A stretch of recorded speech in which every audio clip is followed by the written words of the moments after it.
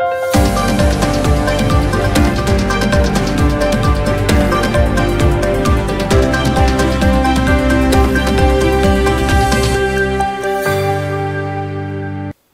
मी प्रियंका. शंखनाद न्यूज चॅनलच्या मराठी बातमीपत्रात आपलं स्वागत करते. पाहुयात आजच्या काही मुख्य बातम्या.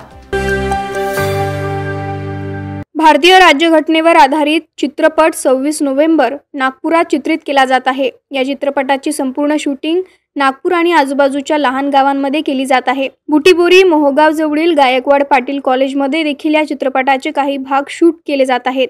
या चित्रपटात पॉलिटिकल लीडरची निगेटिव्ह भूमिका साकारणारे आणि खलनायक म्हणून देशभर प्रचलित असलेले लोकप्रिय अभिनेते सयाजी शिंदे यांची देखील महत्त्वाची भूमिका आहे. या चित्रपटात साकारत असलेल्या त्यांच्या भूमिकेबद्दल त्यांच्याशी बातचीत केली आहे आमचे शंखनाद न्यूजचे प्रतिनिधी सनी भोंगाडे यांनी. भारतीय घटनेचे शिल्पकार डॉक्टर बाबासाहेब आंबेडकर यांनी तयार केलेल्या भारतीय संविधानावर आधारित 26 नोव्हेंबर चित्रपट जो आहे तो नागपूरमध्ये त्याचं चित्रीकरण होत आहे आणि त्यासाठी चित्रपट अभिनेते जे आहेत सयाजी शिंदे नागपूरला आलेले आहेत. ते आता आपल्यासोबत आहेत, त्यांच्याकडून जाणून घेऊया. सर, शंखनाद न्यूजमध्ये तुमचं खूप स्वागत आहे. सर, 26 नोव्हेंबर मराठीत तयार होतो आहे. भारतीय घटनेवर आधारित पहिल्यांदाच असा मराठी चित्रपट, काय सांगाल त्या संदर्भात? तुम्ही त्याच्यात हे काय लोकांना अवेअर करायचं वेगवेगळ्या पद्धतीने. सिनेमा जनरली समाजामध्ये काय जे घडतं त्याचं प्रतिबिंब मांडतो आणि लोकांना एक विचार देण्याचा प्रयत्न करतो. विचार देता देता तो त्यांना एंटरटेन व्हावं, मनोरंजन व्हावं याचाही विचार करतो. अशा पद्धतीने या फिल्मचं काम चालू आहे. सर, संविधानावर हा संपूर्ण देश चालतो, मात्र संविधानाचं अवलोकन सर्व करत नाही. या चित्रपटाच्या माध्यमातून त्याची सुरुवात होणार असं वाटतं तुम्हाला? नाही, कुठल्या चित्रपटानं देशाला काही नवीन दिशा मिळावी असे चित्रपट कधी असू शकत नाही. म्हणजे बाबासाहेब आंबेडकर आणि त्यांनी त्यांच्या टीमने जे संविधान बनवलं ही एक वेगळी घटना होती. काळ वेगळा होता, एक दिशा देण्याचा प्रयत्न होता तो. पण आपल्या हजारो वर्षापासून चालत आलेल्या अलिखित संविधान असतं आणि लिखित संविधान असतं, ह्या दोघांचा मेळ घालण्याचा प्रयत्न असतो. काळ बदलेल तशा गोष्टी, नियम लोक बदलत असतात आणि वेगळे अर्थ काढत असतात. तर वेगळे अर्थ काढू नये ही इच्छा असते. सर, या चित्रपटात तुमची काय भूमिका आहे, काय सांगाल तसं? एका पॉलिटिशियनची भूमिका आहे जो समाजामध्ये चालतंय, त्याचं तो प्रातिनिधिक स्वरूपाचं काम आहे. समाजामध्ये चालते ते मी करायचा प्रयत्न करतो आहे. आणि ज्या सत्य घटनेत आता जे काय चाललेलं राजकारण आहे त्यातलाच हा एक पार्ट आहे. सर, एक निगेटिव्ह आर्टिस्ट म्हणून तुमची एक छवी आणि अत्यंत लोकप्रिय आहे, संपूर्ण देशात तुमची खूप लोकप्रियता आहे. या चित्रपटात देखील निगेटिव्हच भूमिका आहे. निगेटिव्ह भूमिका असते ही पॉझिटिव्ह भूमिका उठून दिसण्यासाठीची असते, त्यामुळे ते निगेटिव्ह नसते, ती का करताना चांगलीच भूमिका असते. सर, तसं तुम्ही म्हटलं की या चित्रपटात तुमची एक पॉलिटिशियनची भूमिका आहे. सर, 2009मध्ये गोष्ट छोटी डोंगर एवढे एक चित्रपट आलं होतं, त्या चित्रपटात देखील तुम्ही मुख्यमंत्र्यांची भूमिका केली होती. सर, थोडंसं त्या चित्रपटाबद्दल सांगाल काय? नाही, त्या काळात शेतकऱ्यांच्या आत्महत्या आणि शेतकऱ्यांचे दुःख ह्याच्यावरती आता दरवर्षी 10 सिनेमा त्याच्यावरती येतात.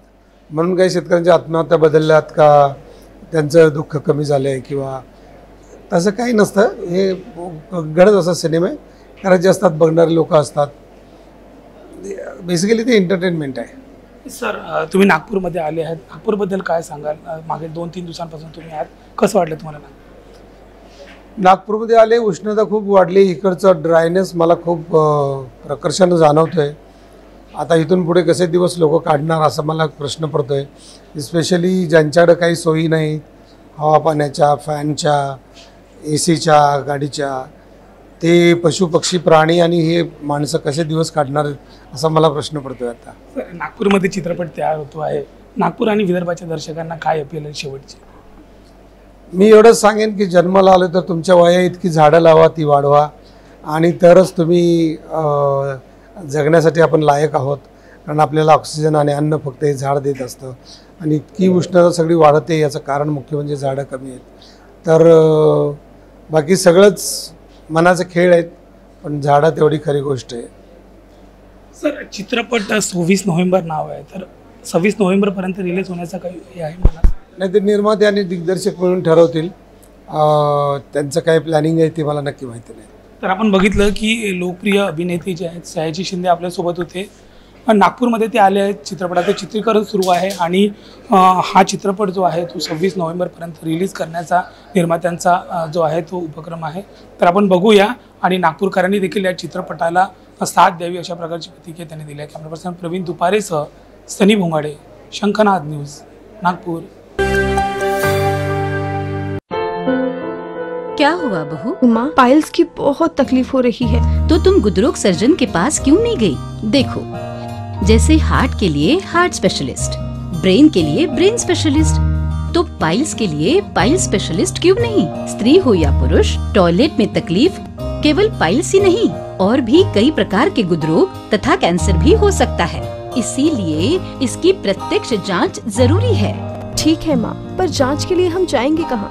वही काले आयुर्वेदिक पाइल्स हॉस्पिटल में. लेकिन माँ, प्रेगनेंसी में पाइल्स की दवाइयाँ.